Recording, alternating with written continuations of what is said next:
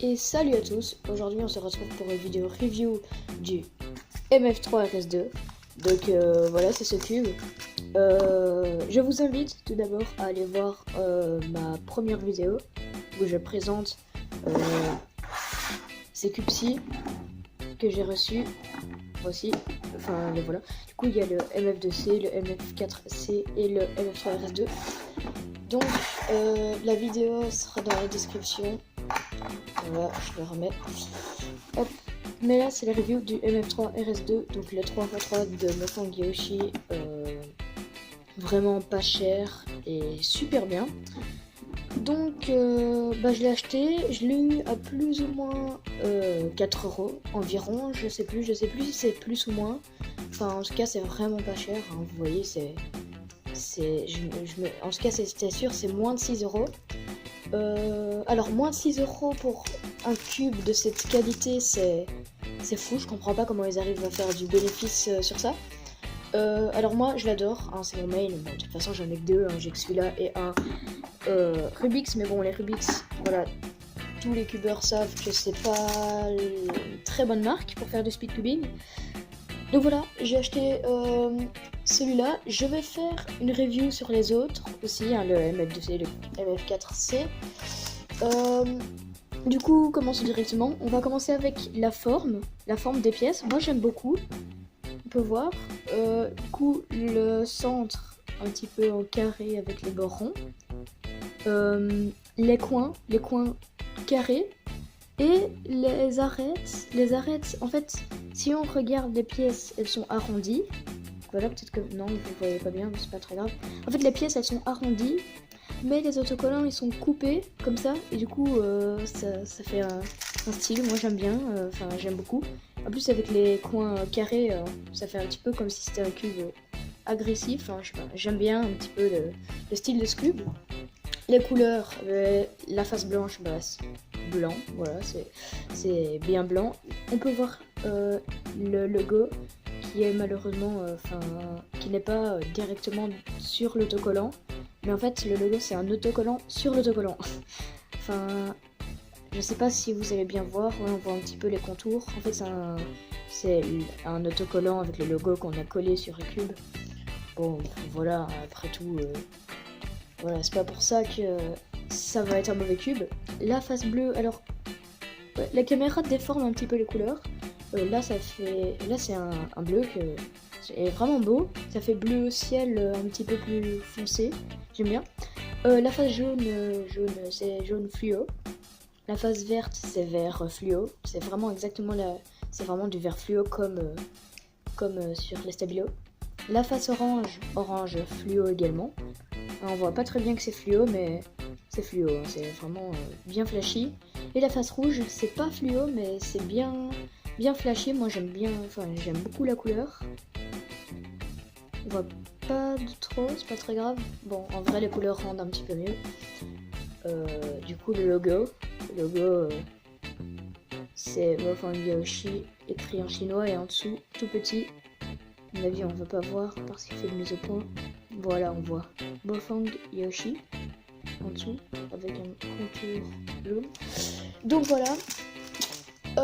La qualité du plastique, ça va, c'est pas mal. Le cube pèse genre 98 grammes, quelque chose comme ça va encore. Hein, c'est assez lourd, mais ça va. Le plastique, bon, c'est pas la aussi bonne qualité que Rubik's, mais c'est pas mal. Hein, c'est pas comme si on le fait tomber par terre, ça casse non plus. Non, ça va, la qualité du plastique, ça va.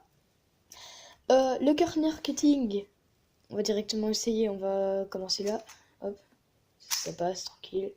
Et la ligne, ça passe facilement. Hop, c'est nickel.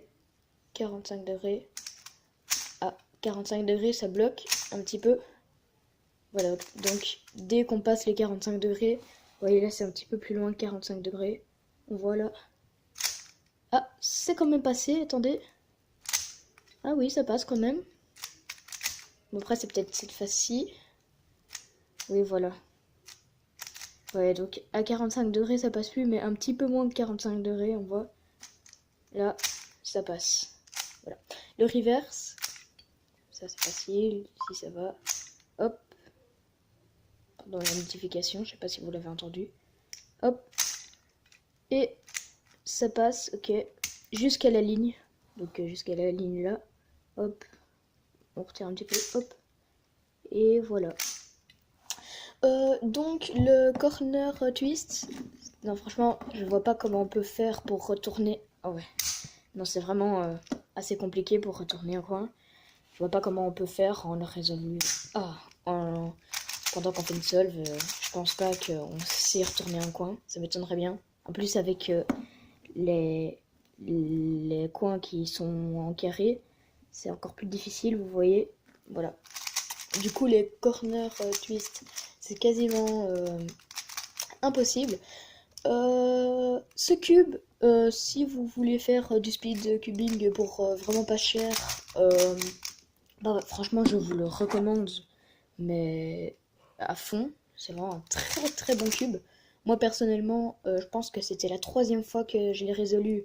Je m'étais chronométré et j'ai battu mon record qui était de 43 secondes. Oui, en fait, j'utilise la méthode débutant avancé, c'est-à-dire que par exemple pour mettre un coin, je fais pas comme ça. Hop, attendez, je vais du coup le refaire. Voilà, mais je fais comme ça. Vous voyez. Hop. Voilà.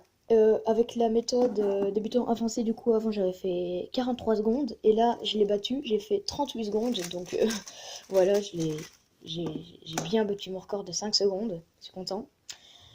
Maintenant, je vais retirer une pièce pour voir à l'intérieur. Je fais un petit cut parce que c'est assez difficile, hein, parce que les pièces à l'intérieur, vous allez voir, c'est vraiment anti-pop. Voilà, je vais vous montrer tout de suite. Et voilà, donc j'ai galéré pour retirer la pièce, mais j'ai réussi. Donc voilà, une arête, attendez. Ah, c'est vraiment anti-pop, hein, c'est difficile pour retirer les pièces. Donc une arête, ça ressemble à ça.